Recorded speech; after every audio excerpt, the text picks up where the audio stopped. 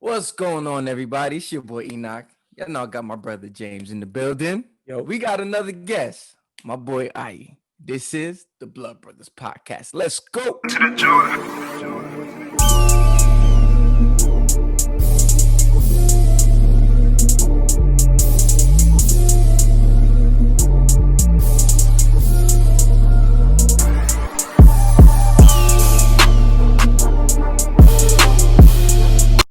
Welcome back to the Blood Brothers Podcast, everybody. Y'all know how we like to do it. Before we move forward, let's bow our head in prayer.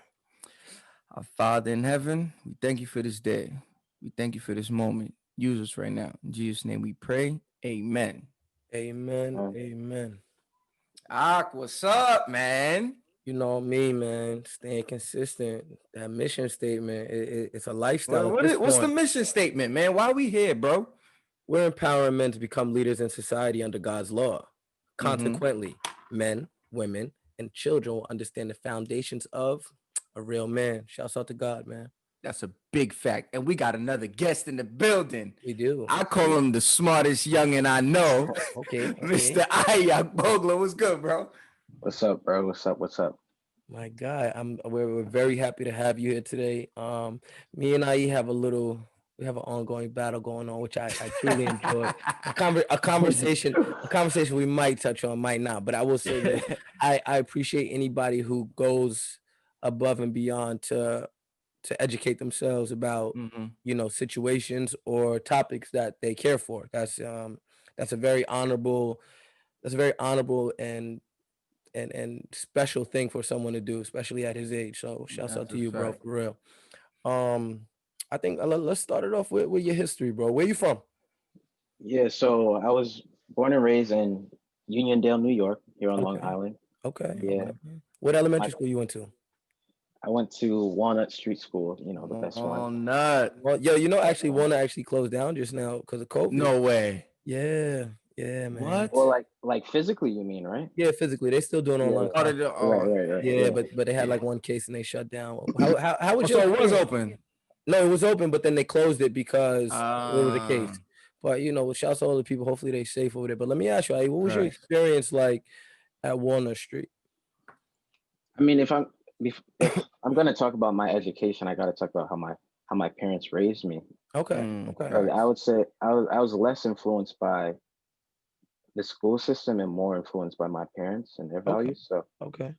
my dad is from Togo. My mom is from Liberia. They're both countries in West Africa. And Nice. Uh-huh. if anyone knows African parents, the Mm-hmm. first the first thing that they're gonna instill in your brain is to put God first, and then the second thing is that nothing matters except your education at that point. That's a fact. That's a I, Um, I fact. I like that. I like that. And one thing I yeah, will say too, with you know, America and Africa have two different philosophies or ideologies when it comes to the black race, right? Mm-hmm. And I've heard that people in Africa and other countries, the whole racism thing. I'm not saying it doesn't exist, but mhm. black people are held to a very high standard in Africa. So your Mm-hmm. parents probably had that superiority mentality before you even got here. So that's what's up, man. Yeah. Yeah. So what are some Yeah. values that they placed in you or taught you growing up? So you know how most parents like they sit at home and do homework with their children, like especially when they're young. Yeah. For me and my sister, it was like, well, if y'all don't care about what you're learning, we're not gonna help you care about it. Wow. So Okay.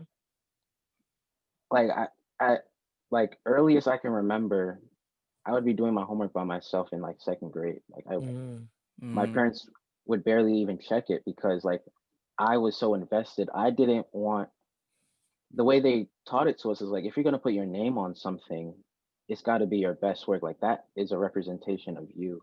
mm. And so if Yeah, you I have remember you said that to me a long time ago, and that's something that stuck with me. When you said that, you was like, "Yo, if I put my name on a piece of paper, that represents me," and that stayed with me for a while. I'm like, "Wow, I never looked at it like that."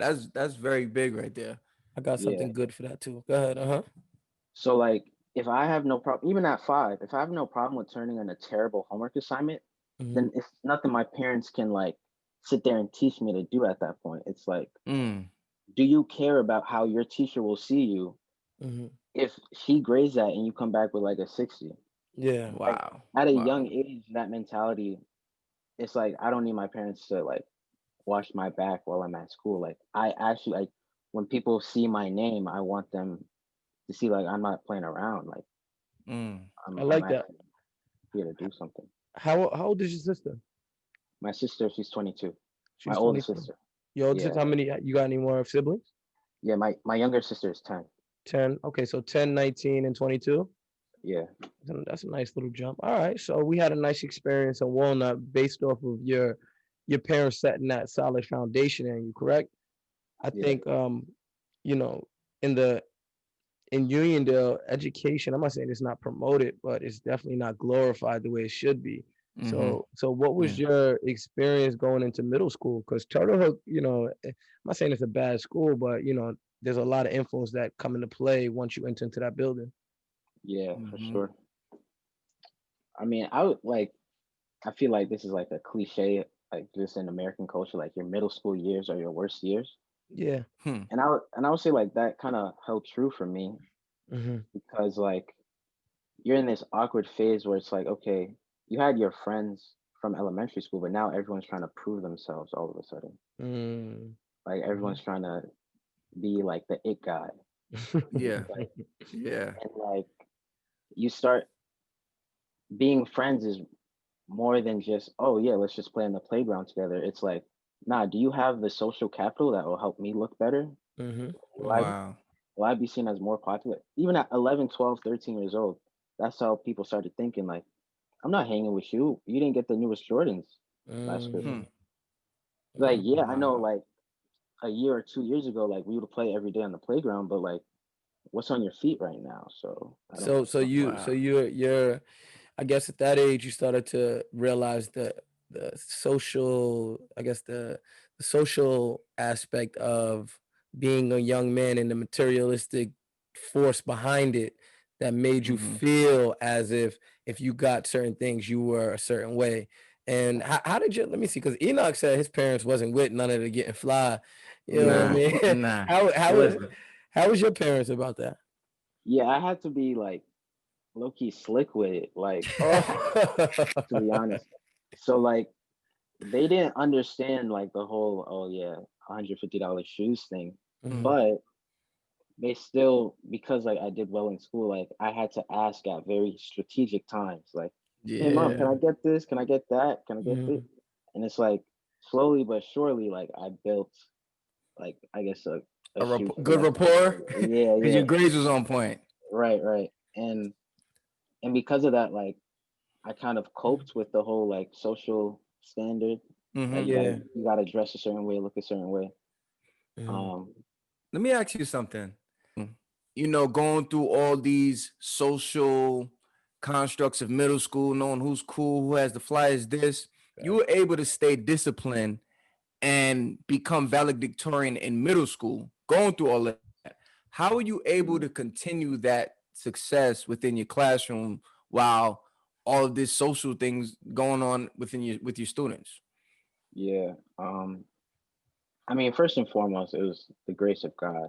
Mm-hmm. Um, and I think through that, regardless of what people said about like status and popularity or whatever, I still cared about the name that was on the paper that I handed in. Like Mm-hmm. it still meant a lot to me. Mhm. Um, and just like I remember being in fifth grade because my sister's 3 years older than me, right? So Mhm. when she graduated middle school, she was salutatorian, Mm. and I remember going to her graduation, like watching her give her speech, and I'm like to hear them call our last name Mm. as she's going to give her speech, like man, I want to give that to my parents as well. Like I want to be able to Wow. um make sure like our name means something, you know, Wow. and be able to give Wow. give that back to God. So I like um that. Wow. What? So let me ask you this then. How do they? I mean, obviously, I didn't go to public school, so middle school. I went to private school, so middle school doesn't exist in private schools. It's K Really? through eighth. Yeah, it's K Oh through eighth. wow. I didn't know that. So you don't really get the whole. I mean, unless they changed the receipt, but we didn't get to switch classes till we got to high school. So we were a little bit behind the eight because that was the big thing going from middle school. I mean, elementary to middle Yeah. school. You was like, oh, I get to change classes, and that's when the social aspect really kicks in. So, how did you identify the classes that you would take? Was it because obviously you had not AP class, honors classes in middle school, correct? Yeah, Was it something that transferred over from your fifth grade years, or yeah. how did they figure that out? So they look at like your state test scores. Ah, So okay, like, they test. There we go. yeah, yeah, yeah. So before the whole like huge wave of parents like, no, I don't want my kids taking these tests Yeah, or whatever. Before that wave happened, like everyone took the state test, really. yeah, Like yeah. people only stopped taking it when I was like in seventh or eighth grade. Hmm. And so back then it was an easy benchmark to see like, okay, who should be in honors, who shouldn't be. Hmm. But the way Uniondale does honors classes, like, I don't know, I could rant about that for a while because it doesn't, they really set the standard low, starting with regular Wow. classes, Very true. Wow. and then it travels to honors classes, and then when you get to high school, it travels to AP classes. So like, even at your highest level of classes, the Mhm. standard is low. Um, Wow. What's and yeah, passing? What's passing in Union right now? 65. yeah, Probably So right. yeah, I'll tell you something. When I ran for the school board, that was actually one of my critiques about the district was the passing grade. Now, a 65 is actually a D, right? Hmm. And letter grade. So if somebody was to average a 65, they would allow them to go to the next grade, right? Hmm. Now, if you Yeah. average a D, right, across the board, when you actually go apply for colleges, you would nearly have to get a perfect score in your SATs to get accepted to any 4-year school, Wow. right? On average. And that was actually one of my concerns because I said what they did was they set the standard so low at the younger ages that by the time they reached high school, it was like being a failure was considered yeah, normal. That was like Yeah. that was the culture that they created within the district. So I guess let's transfer into your high school years. You go in yeah, as a freshman. I'm pretty sure it wasn't super easy. You was in school with your sister, correct? yeah. For one year. 1 year. So how was that experience going into Union to high school? Yeah, so when I first entered, like my all my sister's friends would like, I guess I don't know, check on me, especially like her guy friends, Yeah. like, Mm-hmm. and so I didn't really have to worry about like getting bullied or anything as a freshman, Hmm. like, Okay. yeah. Were So you in honors classes as well, going in? yeah, they base it off of like if you're in honors in eighth grade, then like you go into honors in ninth grade. Okay, so let me ask you this then. Through your honors classes, did that propel you to, if you wanted to, you could have graduated earlier or no? I could have, I could You have, could have, if right? yeah, So I could have. what made you not take that approach where you go, you know what, let me just bang out these honors classes, set myself apart? Because obviously you set apart anyway, but Mhm. setting that goal where it's like you could have graduated early, what was your, I guess, what made you not do it, if anything? Well, a few things. Like Hmm. I'll start with the less important things. Like I wanted to enjoy graduation and prom with my friends. Okay. But Nothing wrong with that. more, yeah, more than that though, like I wanted to be able to take as many AP classes and have enough time to get the score I wanted on like the SATs and my ACTs Hmm. before I went to college. Like if you graduate early, you have less time to take some classes that will prepare you for college. You have less time unless you take a gap year, you have less time to take the SATs and the ACTs. And I didn't want to take a gap year. Okay. And Okay. So so it was more of a strategical move because you wanted to prepare yourself to the highest level yeah, before entering into the college realm. yeah, Okay. And I got obviously that worked because once again, you became valedictorian in high school. yeah, yeah. Now, what was that like? That moment when you're like, wow, I'm val. Did it hit you like I was valedictorian in middle school? Did they have valedictorian in elementary school? No, no, They didn't have they that? did. Okay. So you're valedictorian in middle school. You probably would have got it though in elementary, right? That's what people Probably. say, but yeah. if his name was on the paper, it would have been it Facts. would have been Facts. valedictorian. So you got it in middle school and you got valedictorian in high school.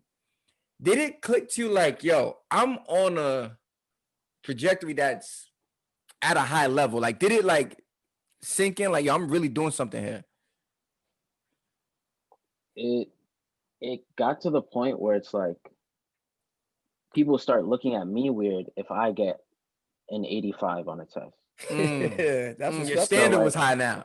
yeah, like it was like this unspoken pressure, not just from my peers, but from my teachers. Like Wow. I'd get back an exam like with a few questions wrong, and my teacher's like, "Dang, you didn't get the perfect score this time, huh?" And it was almost like they were like trying to like, I don't know, knock the chip off my shoulder, but I didn't have. It Try was to like, humble you a little bit. yeah, but like I never approached it as like, oh, I'm trying to prove myself. Like it was just me, Yeah. and because I had set that standard organically, if like my humanness like showed Mhm. up and I didn't perform as well on something, people would look at me different. And so like Wow. it was definitely some especially as the classes got harder, some weird pressure to like, now you have to be that guy Wow. You know, Wow. because you've one been that thing guy. I like the fact that they did that though, and I'm gonna tell you why. Because they didn't look at you as an ordinary kid, Right. right? And Mhm. although their intent might have been malice, it really didn't really matter in the aspect of harming you because, like you said, you set a standard for yourself. Mhm. They were trying to come to your standards, right? And you probably didn't realize it, but your intellect probably pushed them to teach differently because there's nothing worse than a student that knows more than the professor, Hmm. right? So if you're constantly setting a high standard of excellence when it comes to your education, that means they can't just teach you anything. They can't just Mhm. tell you anything and you're going to just be a yes man, right? By Yeah. nature, Yeah. your intellect is going to reason with what they're saying. And if it doesn't make sense, I'm pretty sure you would have said, that doesn't make That don't make sense. sense. And Yeah. then think Yeah. about it. The class will look like, well, if I saying that ain't right, it ain't right. So now the teacher's like, I gotta bring Oh my A game. yeah. If I come out here with Oh yeah. some nonsense, try to say this is what it is, and I's like, that doesn't really make sense. Everybody gonna be like, Miss, that don't make Yeah. sense. Exactly. So listening to you say that, it might have felt like pressure, but realistically, it was a testament to who you were as a student. Really, Mm-hmm. that Yeah. that's really what it was. So obviously, you got Valley Victorian. I was actually there for your speech, Yeah. right? Mm, I heard you thank mm, God. I heard you thank Enoch's parents, your own Yeah. parents. Yeah, I mm. was there. I was in the color. Listen, I'll be around. You understand? Yeah, And yeah, when yeah. when I seen it was you, I'm gonna tell you my first instinct, right? I knew you from Enoch. So Mm-hmm. I was like, when I seen the reaction of your peers to your standard of education, right? Your excellence that you presented, I seen kids admire what you think is normal, Mm. right? You didn't go, honestly, your speech, you didn't actually go up there. I hope I got a picture. I think I actually got a picture of it too. But you didn't go up there, I'm not saying cocky, but you went up there like, I'm supposed to be I'm here. supposed to be here. Yeah, I'm supposed yeah. to be here, right? It wasn't a shocking thing. So when you went up there and you had your speech, what was your process to express yourself? I wanted to. I hate like the fact of speaking to people just so that like, oh, my voice is heard. Like I want people to actually leave gaining something from what I have to say, even if it's just a high school graduation that no one wants to be at. That's why I made those jokes. Like, I know you Mm-hmm. don't want to hear me speak right now for like 10 minutes. Mm-hmm, So I'll actually try to like make good use of your time. mm-hmm. Um, and so I spoke from the heart because what I my the topic that I went with was like, okay, everyone is gonna have some sort of doubt with this next step in the future, like, Yep. but like that doubt is necessary in order to do whatever you want to do. Like, there's never a point in time where you won't question how the future is going to play out. Hmm. If you're not questioning it, then you're not challenging yourself. Like, True. Yeah. um, so yeah, I wanted to like reassure people like you're never gonna be able to figure out all the answers, Hmm. but Mm. you just got to keep moving. I like that. Okay, so speaking on that, so I've known you forever. You're pretty much like my little brother. If y'all know, Yeah, he lived across the street from me. Seen him from when he was a little kid to now he's 19 years old. So I know some a lot more deeper personal things. Now you talked about the school and all the obstacles you went through with that, but you went through something very personal that I want to speak to. I think that somebody might be able to take from. You had a situation with your father yeah. where what was the country you said he was from again? Togo. Togo. Yeah. So where you had a situation with immigration. Now, as a youngster, trying to be number one in school, going through all these things, how are you able to maneuver through that could be traumatizing time in your life? hmm Yeah. So that happened when I was 7 actually, Mm-hmm. and so I wasn't thinking too much about like being number one or whatever. Okay. Okay. But it definitely like rocked me really hard. Like every day I would come home from school, ask my mom like, "Is my dad here yet?" For like Mm. 3 months. Mm. Um, and like I've never seen my mom like that before. Like that was the strongest I'd ever seen her, but the most transparent I'd ever seen her. Yeah. Also, like there'd be days where she'd just be crying, and Mm. no one could really console her because like it was Yeah. like a part of her was gone. Yeah. Um, and I remember, I think that was the first time in my life where that I can remember where I really prayed to God Mm. without anyone next to me Yeah. saying like, okay, yeah, pray like this, or like I remember one day it just got so bad. The day when we thought my dad was getting deported, like I ran upstairs in the room that I'm in now. I ran upstairs and I got on the bed and I just started crying and praying to God. Mm. Like I just want my dad back. And you know, I'll never know exactly what needed to like why God needed that to happen, but Mm-hmm. I knew that that was one of the things that brought like draw me closer to God even at a young age. Um and it really helped me think about God's sovereignty. Like even though I didn't have the words to express it, Mm-hmm. I knew like when I would hear about the story of Job, like what happened with my dad started to make sense. Like Wow. our human perspective is just too limited to understand why these quote unquote bad things happen. Mm-hmm. It's not about what's good or bad to us. It's about what's necessary for God to teach us the things that He needs to teach us. Mm. Um, I like and that. look, yeah, looking back on it, like I just see even more how much God was sovereign. So when my dad was in the prison, the ICE prison, right? There was a point where he felt like really depressed, like he told me recently, like he didn't have any of his strength. Wow. But I don't know if you remember this, there's a day where your mom had the church pray around my dad's chair. Yeah. Yeah. I remember that. Yeah, yeah. And so like she basically replayed the story of Jericho, like you guys went around 7 times. Mm-hmm. And dad my dad says like that same day, it was like a new type of strength filled him Wow. up. Like Wow. a strength that he's never felt before, and he started to preach the gospel in that prison. For real? Yeah. I never And knew that. yeah, and he Wow. connected with this Italian guy also who was also facing deportation. Wow. And like he shared the gospel with him, and even like after my dad got out, like a couple months later, the guy visited our home, and like he was like Really? family to he yeah, he was like family to us at that point. Wow. And so even if it was just for the salvation of that one guy, like it was worth it Mm-hmm. going through those months of pain without my dad. Like it's worth it. Yeah. Wow. I like Wow. that. And That's to touch deep. on to touch on the fact that we're big on mentality. Mhm. and having the right perspective on life. So when you experience trauma or trials, whatever the word is you want to use to identify the pain, I always consider this, right? Who are we to tell God, what's wrong and what's right?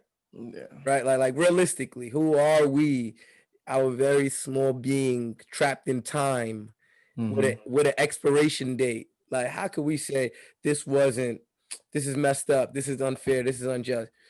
Though we can identify it through his morals, what is unjust, we can't actually put in perspective his thought process for Mhm. why he's allowing, Certain you things to know, happen. exactly. And Yeah. I think the quicker you learn that, the easier it is to go through life. Because I mean, you went through that at a young age, right? So your standard or your mentality towards what would somebody else would consider a struggle is Mhm. actually a test of strength, right? Yeah. Faith is tested in trial, if that's the best way to put it. So the fact that he looked at you enough to go, all right, you know what? This young man's going to be special. So I'm going to put him through something right now because Mhm. later on, I got something else for him. But Yeah. this this this situation is what's going to set the standard for his faith in retrospect. Yeah. So let's talk about you graduate from Uniondale. You're in college now, correct? Yeah. Tell Tell them us what college you go to, tell man. what school you go to. I go to Columbia University. Columbia Mm. University, a nice Ivy Columbia. League school. That's a What they tough, ranked? huh? I What mean, it, Columbia ranked? Talk that talk, man. I mean, it depends on what category you're looking at, but I mean, It's up oh, there. yeah, the Ivies are always battling for like Yeah. who's number one or not. What's your major? Biomedical engineering. Mm. Okay, so you plan on being a doctor? Not a medical doctor, but Mhm. I plan on getting my PhD in biomedical engineering. Mm. So what is your goal after you get your degree? My Well, I want to start with getting my master's and then Hmm. from there get my PhD. Hmm. So are you gonna stick to that what did you say it was? It was bio, say it one more time. Biomedical engineering. Biomedical engineer. The Yeah. premise of that is what? Like as far as the undergrad portion of it. So basically, well, just in general, the career is like if you think about like medical doctors, right? Hmm. The people who make all the things that they use, Hmm. including vaccines and medicine, like Yep. medicine is more like pharmacy, but like Pharmaceutical. Yeah, I was gonna say yeah, pharmaceutical. Yep. yeah. But vaccines and the tools that they use, the surgical tools that they use, like all that is biomedical engineers. So like Okay. the people like behind the scenes in the medical field is the career. So undergrad prepares you for either going like the business route, like okay, I want to work with this like this industry that creates robotic tools like new surgery tools, or Mm-hmm. I want to go like the molecular route. I want to work on new cures, new vaccines, Hmm. new stuff like um to cure diseases. Or if you want to go like the nanotechnology route, Hmm. I want to make like the small chips that like help run a pacemaker or something. Or Yep. Mm. So so what area are you Basically, leaning change toward? the world. Basically, what you want to do is change the world. What area are you focusing on, or like where are you leaning towards, or you haven't decided yet? yeah, I'm leaning towards the molecular side. Okay. Um, yeah. Why though? So really, I would I would say it has to do with um the illness that I was born with. Like Okay, let's go into that. Mm. Tell yeah, me about Yeah. that. What were you born with? Like what illness? so I have sickle cell thalassemia, which is a form of sickle cell disease. Mm-hmm. Um, and for anyone that doesn't know, sickle cell disease is it's a genetic disease where um your DNA is supposed to code for this protein in your blood Mm-hmm. called hemoglobin that's able to um, basically attach to oxygen molecules Mm-hmm. and bring it to every part of your body, Okay. right? But in people that have sickle cell, there's something wrong with the hemoglobin proteins, and Okay. so they start to form these rods in your cell, these rigid rods in your blood cells, Hmm. and your blood cells become really sticky and like you know how blood cells are supposed to have a donut shape? Yep. They don't have that shape. They look Mhm. like a sickle. Like if you've ever seen that like that tool, that's Yes, I why know they what you're call talking it, yeah, about. that's why they call it sickle cell. Okay. And because they have that shape, they get stuck in your blood vessels. And Mm, this can lead to a lot of complications all the way from a heart attack to a stroke to mhm, um, having like these most sickle cell patients have pain crises mhm. Mm-hmm. where it's like, let's say like the weather changes, right? And your blood moves slowly when it's colder. Yeah. Yeah. And so like if you're not careful, you can start like a blood can start to accumulate in like one of your limbs. And if Okay. oxygen isn't getting to like my left foot or something, right? It's Yeah. gonna start hurting really bad. Yeah. Yeah. Yeah. So let me ask you this then. Are there any natural cures or remedies for sickle cell? Or is it basically, I don't want to say medicine driven, but do you have to take medication to, cope with it? Yeah, so there's no like universal cure for sickle cell. Hmm. There's ways, like you said, to cope with it. Hmm. Um, the closest thing to a cure is really either like a bone marrow transplant, where it's basically you transplant the thing that makes your blood is your bone marrow. So Yep. you get healthy bone marrow Hmm. and transplant it into someone who's a sickle cell patient, hoping that that bone marrow will first it has to be accepted by your body because your body has mechanisms Hmm. to fight off against anything that's foreign, even if Of course. even if it's good, it Yep. wants to Yeah. fight off anything that's foreign. So first, your body has to accept the bone marrow. Then it has to use that bone marrow to now make good blood, like Okay. blood that's actually correct. So that's the closest thing to a cure, but it's so dangerous because the only way your body can accept that bone marrow is if doctors force your immune system to like basically like go to sleep. Like Yeah. I know you're supposed to Mm. be Wow. helping this person fight off diseases, but Hmm. right now there's a disease within the person that we have to get rid of. So like they basically put your immune system to sleep, but it's almost like you know how everyone's has like pre-existing conditions is like afraid of COVID and like doesn't Yep. want Mm-hmm. to. Yep. It's like that because just a cold, if your immune system is gone, just a common cold could kill It's you. extreme. So Yeah, so let me ask you this, right? Have you ever heard of Dr. Sabi? yeah, I've heard of him. Yeah. So one thing that he spoke about a lot with natural remedies, if that's what you want to call it, but he basically said the body's a self-healing organism, which is 100% true. It's just that we have to put in the nutrients to increase the, I don't want to say the defects or whatever the word is, the defects that affect our immune system. So I guess the question I would ask you then is, have you looked at a diet that might help improve your current status, or is it kind of, I guess the best way to, are you more scientifically driven in that aspect, or are you looking more of a natural Natural process? resource. Yeah, natural Yeah. resources to improve the condition.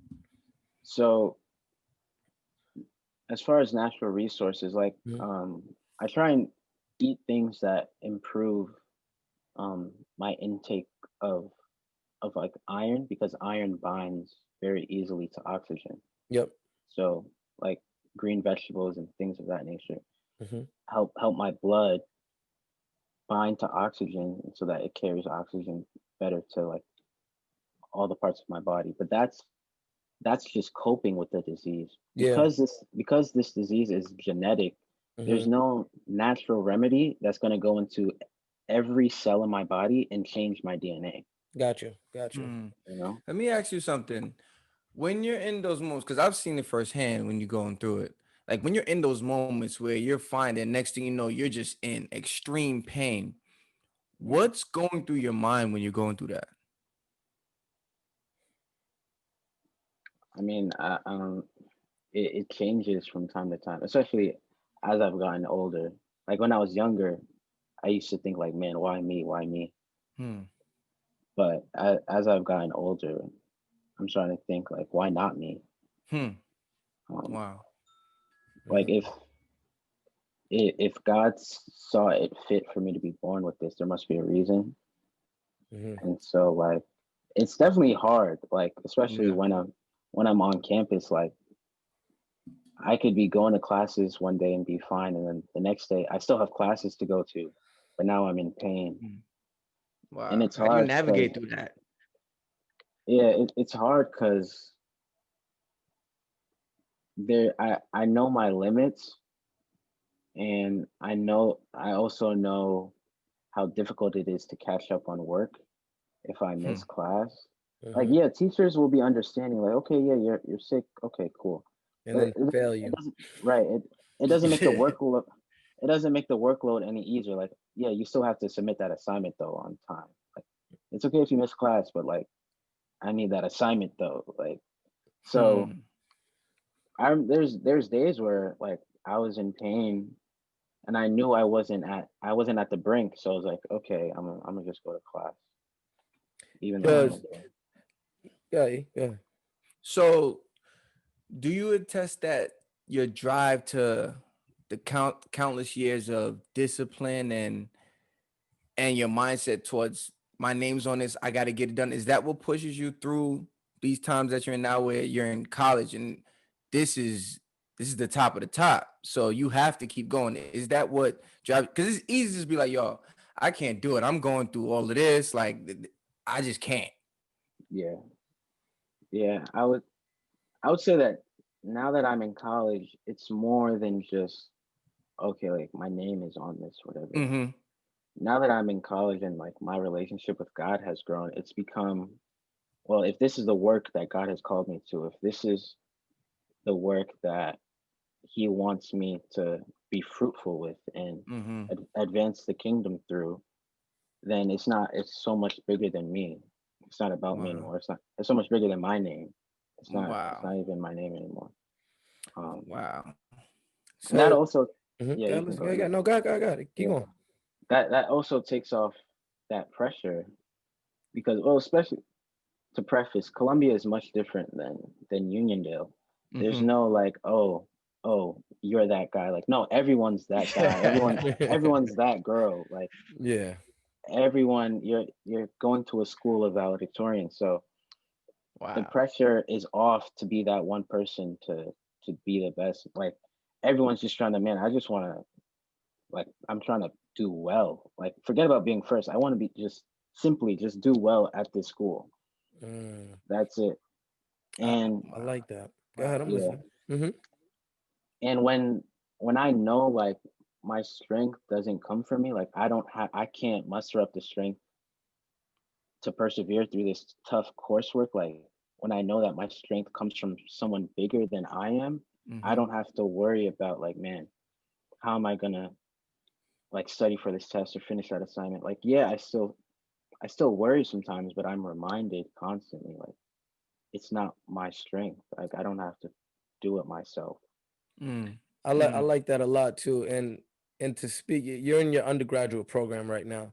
I'm in my Yeah. master's program. It doesn't get any easier.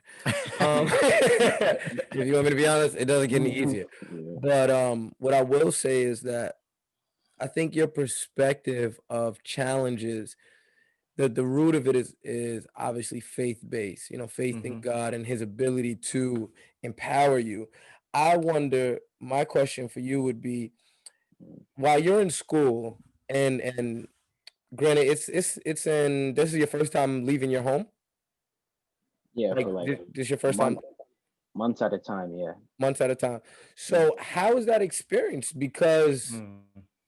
I'm looking at a young man who grew up in the church, who's very covered by his family, and not sheltered in a bad way, but not very. I don't want to use the wrong words to describe it, because when I'm saying that you're not sheltered, I'm not saying you don't have experience. What I'm saying Yeah. is your parents and you're very family driven, right? Yeah. Like your family covers you. So what is Yeah. it like being on your own? Yeah. Ironically, I grew more when I was on campus, like spiritually, Yep. than when I was at home. Yep. Why do you think that is? Like a, a part of me can't explain it because was just so gracious to put me around the Mm-hmm. right community when I was in college. But Mm-hmm. a part of me can't explain it. It was because, and Enoch knows this. There's a certain type of growth that just can't happen Mm-hmm. when people are putting like limits or restrictions or setting guidelines on what Yeah. your life should look like. Yep. Yeah. And I'm not trying to blame like adults or anything, but it's just even though their intentions are right, they end up like limiting a lot of growth because it's just Mm-hmm. like don't do this, don't do that, don't do that, don't do this, but Yeah. not, hey, look at the person of Jesus Christ, and once you look at him and see how beautiful what he did for you, like you just won't even want to do these things. Mm-hmm. Yeah. But Yeah. instead, they just start with the rules, and it's like when you're constantly hearing that every week, you can't grow as much as you're in a Yeah. community with people who are like, forget the rules, like we just want to worship Jesus, and just Mm-hmm. by default, we're gonna live our lives a certain way. It So kind of goes back to I was when about I to first say. was telling you guys that I was moving. You guys didn't really Mhm. understand. I was like, yo, this is something I have to do. And now you're experiencing yourself. So you understand exactly where I was coming from, why I had to make the move. And I was explaining to you, like, yo, the growth is different once you're out of that element. Yeah, for sure. That's actually what I was. That was where I was going with it because I realized that you guys y'all are cut from pretty much the same cloth as far as your mental aspect. What you guys are speaking of in the aspect of leaving the home and growing, I think you did it in college, so you're 19. Enoch did it when he's a little older, obviously like Yeah. 23, 24. But what parents don't realize, and it's not a knock versus parents who are overbearing. I don't want to say Mm-hmm. that in the wrong words. Like, although in theory they think they're doing the right thing, you do a giant disservice to your child by not letting them evolve and realizing what is the truth. Because what happens is this, right? And this is a fear I'm getting from the culture that you grew up in. When you begin to evolve and elevate your mind and think independently, the separation between what you were raised in to where you're trying to go becomes very wide, right? So the more you learn about who you are and Jesus and what he is and what he teaches, you become, I don't want to say It becomes like a little bridge. it becomes a bridge, but you challenge their authority. And Mm-hmm. I Yeah. think what happens is in y'all culture is the adults always want to have authority over you guys instead of looking at it like, I raised you to be great, go be Mm-hmm. great. Yeah. Right? It's like Yeah. I raised you to be great, but you're gonna be great by how my standard of greatness. Yeah. Right? Yeah. And me being a parent, me and I talk about this all the time. It's just like I raised my son to be an independent thinker. A Mm-hmm. lot of Yeah, people might feel like sometimes it's bad because we have dialogue. We I don't believe in there's no such thing as talking back. Like my whole thing is you better talk back because I need to understand that you know what I'm saying. That's Mm-hmm. very yeah, important, right? That's more important than what I'm actually saying. You actually understand an ideology of what I'm saying so that way it makes sense and you can adopt it as your philosophy. And Mm-hmm. listening to you say that you improved or you grew when you left the home, I'm not really shocked, but at the same time, it's a testament to both of you guys in your ability Mm-hmm. to want more, right? Yeah. Like you Yeah. both want, even though you're in different stages, you're like you both had that thought in your mind, like, yo, there has to be more than what Mm-hmm. they're yeah, teaching me. It has to be because if you don't see yourself, like if you look at your parents, and this is not a knock, I'm just saying in general, but if you look at your parents' life and you go, I like certain parts of it, but certain parts I could do it out, right? yeah, for Mm-hmm. sure. Automatically you go into a questioning mentality, right? Yeah, And what I'm realizing as you guys speak about it, it's like questioning. seems to be of disrespect in a way, right? In our culture, yeah. It's not a normal thought process that they want their Mm-hmm. kids to inherit. But you being an independent thinker and Enoch being an independent thinker, what happens Mm-hmm. is it was your Kind of like a natural clash. exactly, and it was your Yeah. natural course to become what you're Yeah. supposed to become. So I think obviously, you know, you have to continue on that path of seeking what the truth is. And not in a not saying that your parents didn't teach you guys what the truth is, but until you know God for yourself, you don't really Yeah. know him, right? Yeah, I Yeah, mean, that's yeah, really what it comes to. You don't know him until you know him for yeah, yourself.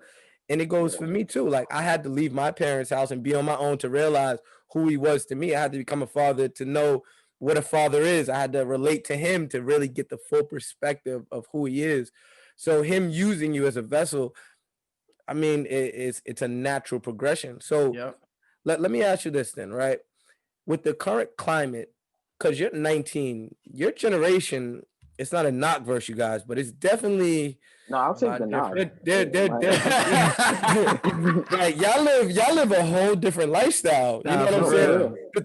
The things that this generation cares about is drastically different than Yeah. what I Yeah. remember growing up. So how do you put yourself in that, you know, that predicament where you don't, I don't want to say you don't fall victim to, but how do you view it? I guess that's the first question. Yeah. Yeah, Maneuver through it. Yeah. yeah. So I would say, okay, so do y'all know that story in Ezekiel, like chapter 37, where like he's in a valley of dry bones, Mm-hmm. Okay. and Hmm. the Lord speaks to him and he says, Ezekiel, can these dry bones be raised back to life again? And he says, of course, Lord, you're the God of Israel, like you can do anything. Hmm. Mm-hmm. And like constantly, I feel like I'm in a valley of dry bones. Like This sounds there's crazy. skeletons around. I'm being sick, like Nah, I feel you. No, I I feel you. know We what you talked said. about this. It just Yeah. sounded, the analogy Yeah. sounded yeah, crazy. Yeah. Nah, I because feel you. like I see the people that like I grew up with that I love, like, Mm-hmm. and they're spiritually dead, Yeah. and like Yeah. I'm walking around dead people, like they think they're having the time of their life, but it's just dead people doing dead things, Yeah. and it hurts, like it really does hurt, and so that's how Mhm. I view it. How I get through it, again, this is the grace of God. Like I met people at college that that weren't dead, they were alive, and Mm-hmm. to be able to talk with someone else who's alive while you're Yeah. looking around at Yeah. all the dead people around you, it's like a breath of fresh air. Yeah. It's like, okay, you understand what I'm talking about. Like you see the skeletons too. I'm not going crazy. Yeah, Yeah. yeah. Yeah. Um, and so Eh, yeah, that's how I get through it. It's just my friends who also follow Jesus. So, the question would be, right?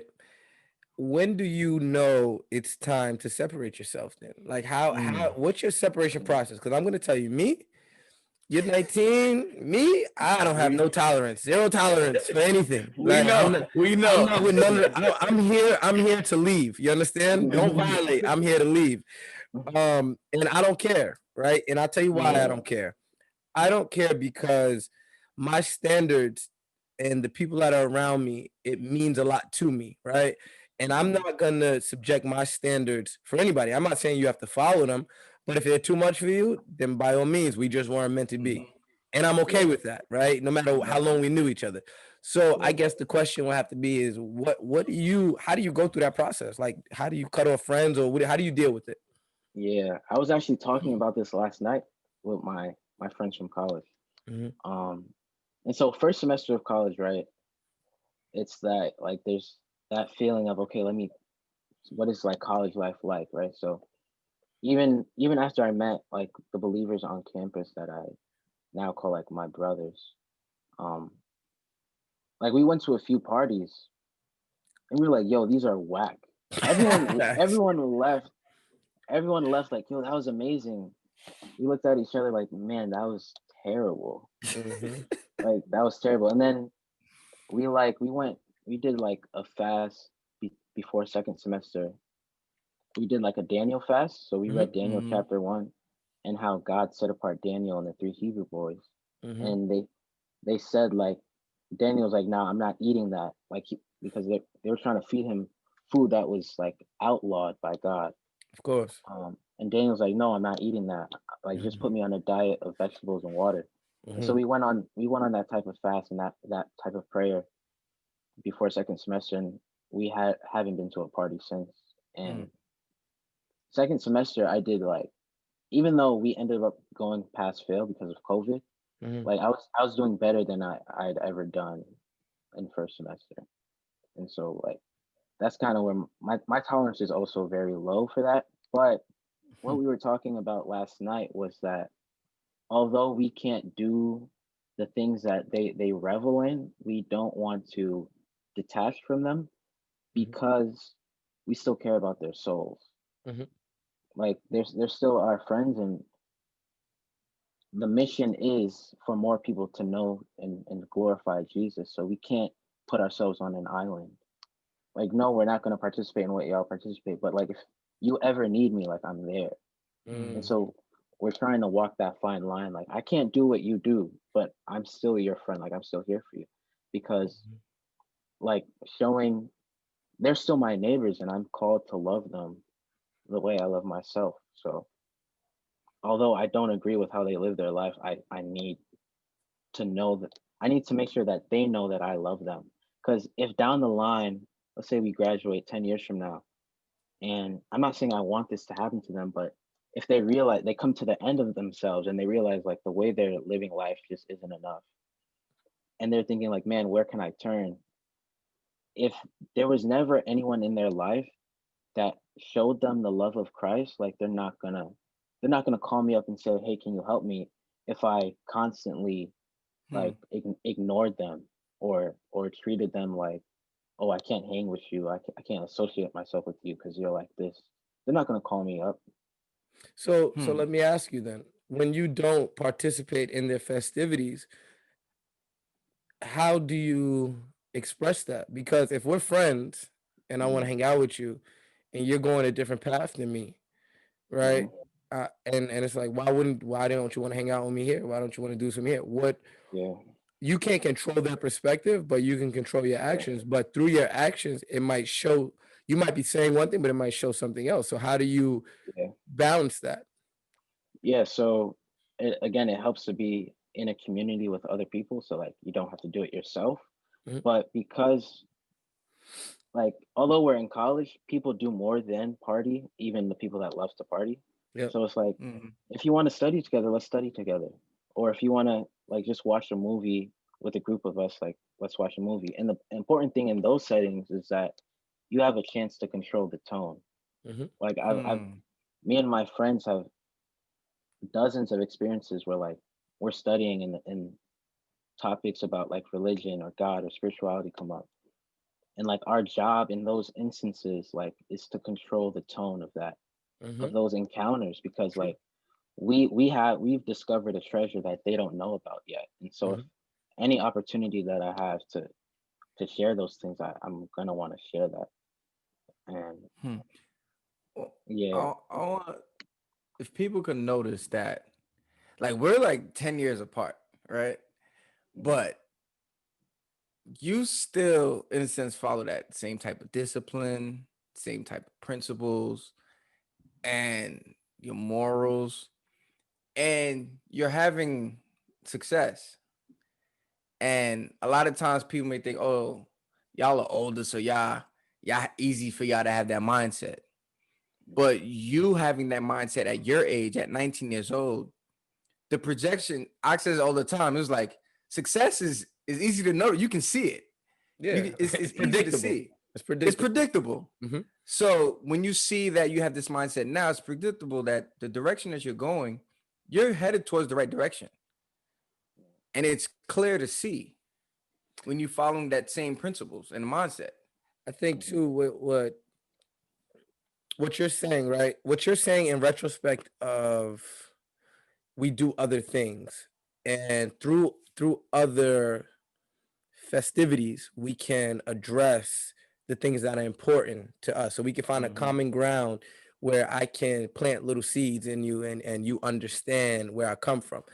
We do that with the podcast, right? Yeah. This is Yeah. what we do because Mhm. you're gonna see like, and this is not me doing the older guy thing. I believe maturity has no age, right? If Exactly. mature is mature. So what I'm gonna say, I hope you understand the concept, right?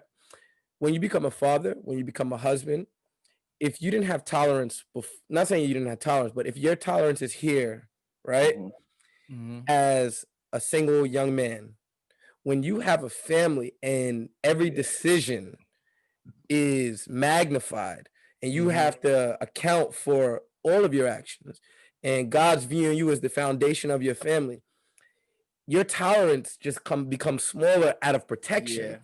It's Yeah. Yeah. not a Yeah. it's not that I don't want to be here for you, but I'll use the podcast to speak to you instead Mhm. of and if you need me, I'm here. But what I like what you're doing is at your age, you're still leaving yourself available. But Yeah. as time goes on, what you start to realize is I learned this saying a little like literally like 2 days ago. It said a person who falls on the floor and doesn't pick their hand up cannot receive help. Mhm. Right. So if you're on the floor Mhm. and Yeah. you're Yeah. lost and you don't want my help, I can put my hand out as much as I want and hope Mhm. that you grab it. But if you don't reach your hand up and grab it, it's not going to help. So Yeah. you can use this time right here to set your foundation of I want to say help, not necessarily helping us, but just ingraining your will, aligning it with God, and letting them see who God is in you. Mhm. Yeah. So then later on down the line, if they don't remember anything, they'll remember, yeah, but he knew who God was, and that's what I'm looking for. So Yeah. I need to go Yeah. talk to him about that because I don't really know Mhm. much, but maybe he can help me. Yeah. Yeah. And I Yeah. love the way that you're doing it. At this age, I mean, not even at this age, in my experience as a man and a father and a husband, I tell you all the time, I'm not really here for it, right? Like Yeah. I'm here to help if you need help, but my festivities revolve around my family, Mhm. right? Hmm. So I'm not bringing anything close to my family that would Yeah. counteract my morals or Mhm. challenge them in a way where my wife would look at me a certain way, or you can't talk to my kids because I got to worry about what you're saying. You get what I mean? Like in that Yeah. Yeah. aspect. So I would definitely encourage you to continue on with that process because what you're doing is you're showing them not only Christ love, you're showing them a brotherhood Mhm. where they know like if worse come to worse, I could think and be like, nah, I Mhm. know IE knows, and I'm gonna just talk to him, even if it's for 2 minutes, and you're preparing yourself for that. So I Yeah. gotta Yeah. commend you for that, You're man. also Real. showing a standard too, because it's like, Facts. yo, you trying to go to this party? No, I can't go to this party, but you could come to study with us. So True. Yeah. now as a standard, it's like, oh, he not trying to party, but he does want to Yeah. go study. So maybe I need to focus on studying a little bit more because I Facts. see where his grades is at and I see where Mhm. mine is. Yep. I'm trying to go to a party and he's trying to go study. Kind of like when I talked about how Iverson was with Kobe and Yeah. Iverson was like, yo, you want to come to the club with me? We just landed. He like, nah, you could go ahead. I'm gonna go to the club. I'm I gonna mean, go I'm to gonna the go to gym. the Facts. gym.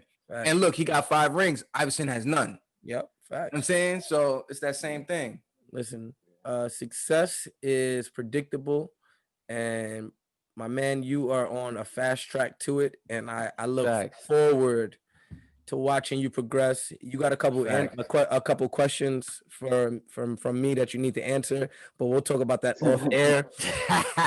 I'm not gonna get into that. He's one person I will have a conversation with that I won't have with anyone else. I promise you that. Yeah. But Yeah, that's a fact. I love your maturity at your age, man. Keep going. We have conversations Thank all you. the time. Like you're gonna see the same things that we talk about with the whole, distancing and you're gonna see more. The more and you grow in who you are and getting closer to God, the more you'll see certain relationships start to distance themselves naturally. yep, You won't even force it, but just naturally, just how you move and who you are, it just doesn't mesh. You'll see it on your own. that's true. Yeah. Hey, you got anything to leave for the people, my But friend? hey, but through all of that, my boy IE, you already know what's up. It's gonna be ups and downs, but keep God before anything. Yes, Hey, sir. you know my motto: strive for perfection. So even if you fall short, you'll still be excellent. Well, holla at y'all. See y'all next week. Thanks Appreciate again, you, my Aye. brother.